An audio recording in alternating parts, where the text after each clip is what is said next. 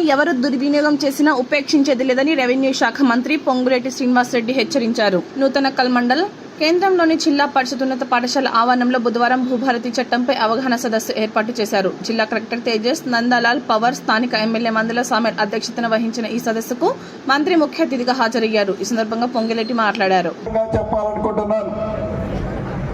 చట్టాన్ని ప్రజల కోరిక మేరకు చేయగలిగాం, కానీ ఇంప్లిమెంట్ చేసేది, దాన్ని ఆచరణలోకి తీసుకొచ్చేది రెవెన్యూ అధికారులుగా మీ బాధ్యత.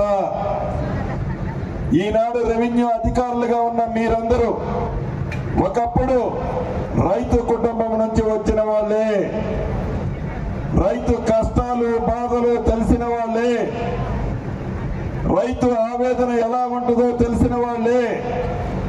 దాన్ని దృష్టిలో పెట్టుకొని ప్రభుత్వ ఆలోచన, గౌరవ ముఖ్యమంత్రి రేవంత్ రెడ్డి గారి ఆలోచన, ఈ ఇందిరమ్మ ప్రభుత్వం యొక్క ఆలోచన ఈ చట్టం రూపంలో ప్రజలకి, రైతన్నలకి, భూములున్న ఆసాములకి చిత్తశుద్ధితో ఈ చట్టాన్ని అమలు చేసే బాధ్యత మీదే. రాష్ట్ర వ్యాప్తంగా ఉన్న రైతన్నలకి, భూములున్న ఆసాములకు కూడా ఒకటి చెప్పదలుచుకున్నాను. ఎక్కడైనా అధికారులు తప్పు చేస్తే, ఎంఆర్ఓ గారు తప్పు చేస్తే ఆర్డీఓ గారికి, అడిషనల్ కలెక్టర్ గారికి అప్పీల్ అథారిటీ ఈ చట్టంలో పెట్టాం.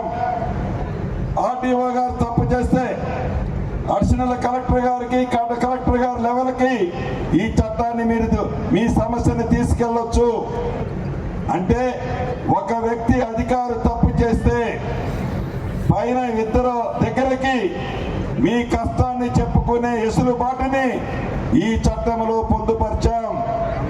అధికారులు ఎవరైనా తప్పు చేస్తే, ఉద్దేశపూర్వకంగా చేస్తే ఆ అధికారుల్ని శిక్షించే చట్టంలో పేర్కొనబడింది.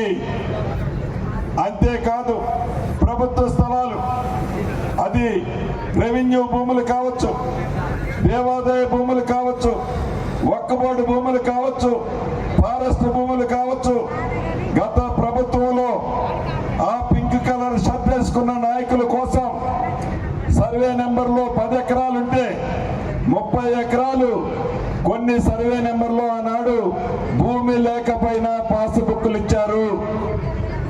వాటన్నిటినీ రద్దు చేయాలి, అది చట్టంలో పెట్టాం. అంతేకాదు, ప్రభుత్వ భూములని ఎవరైనా ఆనాడు అధికారాన్ని దుర్వినియోగం చేసుకొని ఆక్రమించి పట్టాలు తీసుకున్నా వాటన్నిటినీ రద్దు చేసే అంశాన్ని కూడా ఈ చట్టంలో పొందుపరచబడింది. అంతేకాదు, ఏ గ్రామంలోనైనా